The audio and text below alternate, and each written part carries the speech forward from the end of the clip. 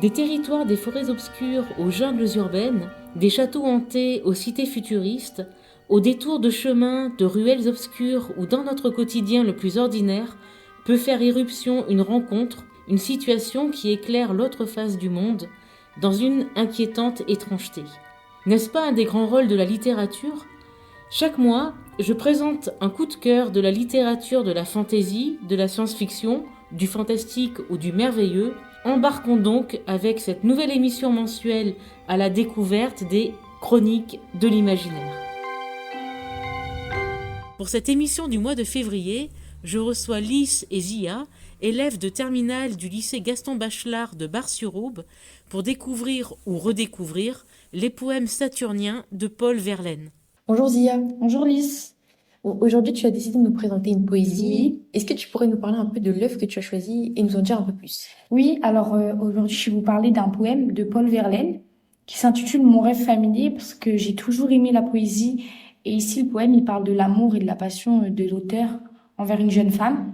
Et en fait, j'aime beaucoup le fait qu'on se sente entre guillemets comme l'auteur parce que c'est une poésie dans laquelle tout le monde peut se retrouver et s'y plonger facilement. Et j'apprécie aussi qu'il y a un accord entre la passion amoureuse et la tristesse de l'auteur. Donc ce poème, il est présent dans le recueil de poésie Les poèmes saturniens et c'est sans doute le plus connu. Donc Les poèmes saturniens, c'est une œuvre poétique que je trouve assez emblématique de la fin du 19e siècle parce qu'elle en plus elle a été écrite par un poète français qui s'appelle Paul Verlaine que tu connais peut-être. Oui, effectivement, j'ai lu un de ses poèmes dans ce recueil. C'était Soleil couchant et je l'ai étudié au collège. D'accord, intéressant. Et ensuite, le mot saturnien, il vient d'ailleurs d'une fête de l'Antiquité romaine nommée les Saturnales, qui célèbre le dieu donc Saturne, en fin décembre de chaque année.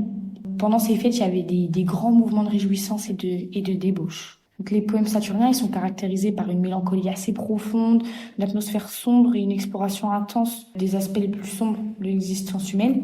Mais nous, on va plonger dans l'univers imaginaire que Verlaine déploie dans ses poèmes. Donc, pour remettre un peu le contexte de ces poèmes, les poèmes saturniens, ils ont été publiés en 1866 et ils émergent dans le contexte assez clé du 19e siècle français parce que cette période, elle est marquée en fait par des transitions politiques, une révolution industrielle, des changements culturels, des perturbations politiques, avec par exemple la Commune de Paris en 1871. Oui, c'est une période pleine de changements. Voilà, exactement. Et il y a aussi eu plein de débats intellectuels sur des questions sociales et philosophiques. C'est dans ce mouvement assez complexe que du coup les poèmes de Verlaine ils capturent la mélancolie et la réflexion sur l'existence et ça reflète un peu les préoccupations et les changements de son temps, mais en même temps il y rentre de l'imaginaire pour pas nous faire repenser à toutes ces périodes assez tumultueuses. Je vais vous parler un petit peu de Paul Verlaine parce que ça c'est important voilà de l'auteur. Donc il est né en 1844 à Metz, il est mort en 1896.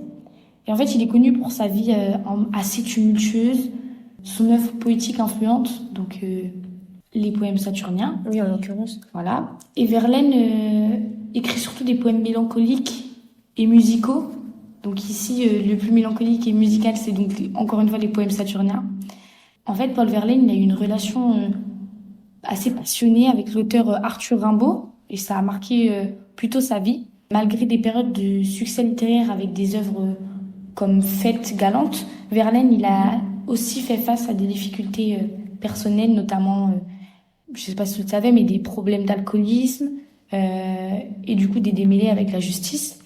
Et puis il est décédé en 1896 et il laisse encore à l'heure d'aujourd'hui un héritage poétique qui influence la littérature française et qui l'influence encore maintenant, puisqu'on l'étudie d'ailleurs encore au collège, au lycée aussi parfois en français, donc voilà. C'est assez intéressant. Tout à l'heure, tu nous parles de ces poèmes et de ce qui te plaît, mais est-ce que tu pourrais nous lire le poème que tu as choisi? Oui, alors bien évidemment, je vais vous lire le poème que j'ai choisi, donc qui s'appelle Mon rêve familier. Mon rêve familier. Je fais souvent ce rêve étrange et pénétrant d'une femme inconnue et que j'aime et qui m'aime et qui n'est chaque fois ni tout à fait la même, ni tout à fait une autre, et m'aime et me comprend. Car elle me comprend, et mon cœur transparent, pour elle seule, hélas, cesse d'être un problème, pour elle seule et les moiteurs de mon front blême, elle seule laissait rafraîchir en pleurant. Est-elle brune, blonde ou rousse? Je l'ignore. Son nom? Je me souviens qu'il est doux et sonore, comme ceux des aimés que la vie exila. Son regard est pareil au regard des statues, et, pour sa voix, lointaine et calme et grave, elle a l'inflexion des voix chères qui se sont tues. Paul Verlaine. Merci pour cette lecture, Lia. Donc du coup, est-ce que tu pourrais nous parler de la façon dont est explorée ici la dimension de l'imaginaire par Paul Verlaine? Donc oui, bien sûr. Donc ici, le poème, il décrit un rêve récurrent de Verlaine, où il imagine une femme inconnue mais familière. Donc ça rentre dans l'imaginaire puisque c'est un rêve, et un rêve, c'est le pilier de l'imaginaire. Donc ici, il y a une muse mystérieuse qu'il comprend et qu'il aime. Donc cette muse, c'est la femme.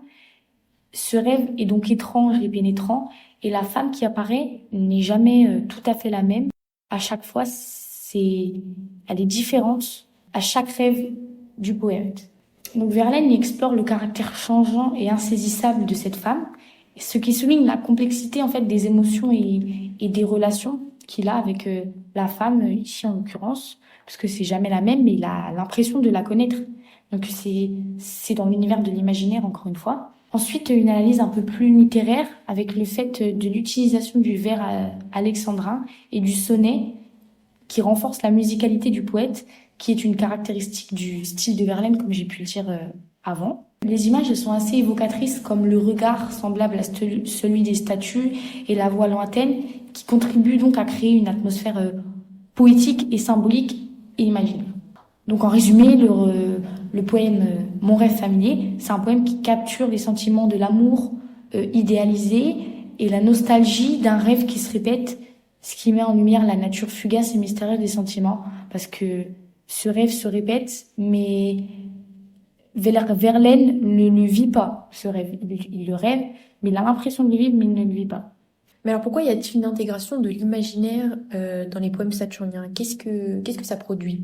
En fait, en intégrant l'imaginaire, Verlaine, il enrichit assez profondément les thèmes de ses poèmes saturniens, parce que les paysages qu'il décrit, donc comme ici avec la femme qui change à chaque rêve, ça prend vie avec des images en fait poétiques, et ça crée des mondes oniriques, donc où les émotions elles s'expriment symboliquement.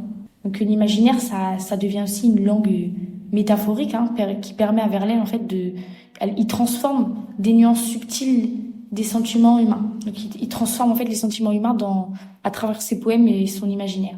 La dimension imaginative, ça élargit en fait la portée des poèmes, parce que ils explorent la dualité entre la réalité tangible et les rêves, donc la réalité rêvée en fait. C'est une réalité rêvée ici.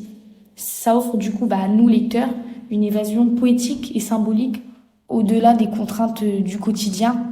Donc en somme, l'ajout de l'imaginaire dans les poèmes, elle intensifie la puissance émotionnelle et ça crée une œuvre intemporelle ici. Est-ce que pour finir, tu pourrais nous dire pourquoi tu as pris l'initiative de parler d'un poème aujourd'hui, et aussi est-ce que tu recommanderais cette œuvre? Comme je l'ai dit au début de notre entretien, j'ai choisi ce poème parce qu'en fait les poèmes ils m'ont toujours intriguée, et ils sont intéressants et riches. Et c'est des paroles profondes de l'auteur, on s'y reconnaît dedans. Et j'ai pris ce poème parce que, pour une raison un peu plus personnelle, parce qu'en fait j'ai étudié ce poème en primaire avec mon professeur, et ce professeur il m'a fait aimer les poèmes et cet univers de l'imaginaire. Et je le remercie parce que 10 ans après, donc ici, je reparle de ce même poème qui m'a plutôt marqué, que j'avais étudié en primaire, je m'en rappelle encore. Et puis, je trouvais ça intéressant aussi de parler d'autre chose qu'un roman, parce que quand on parle de l'imaginaire, tout de suite, on pense au roman, tu comprends? On pense tout de suite à... Oui, je vois ce que tu veux dire. Voilà. On pense tout de suite à une œuvre... On pense pas forcément au poème en premier quand on parle d'imaginaire. Et les poèmes peuvent être un peu sous-estimés, je pense. Voilà. Et là, ici, dans ces poèmes, on ressent, en fait... Moi, je trouve qu'on ressent les émotions à travers les poèmes. En fait, on comprend ce que l'auteur veut dire, et on peut se comparer à lui en lisant ses œuvres. Et je recommande fortement les poèmes, parce que c'est un moyen d'évasion, entre guillemets, en lisant les poèmes, et pouvoir comprendre l'auteur. Vous avez entendu une présentation des poèmes saturniens de Paul Verlaine. Merci Barbara pour le montage. Merci à Amandine Chantreau, enseignante documentaliste du lycée Gaston Bachelard, pour le travail de préparation. Et un grand merci Lys et Zia, élèves de THLP du lycée Gaston Bachelard de Bar-sur-Aube, pour cet entretien. Au mois prochain pour de nouvelles chroniques de l'imaginaire. D'ici là, portez-vous bien.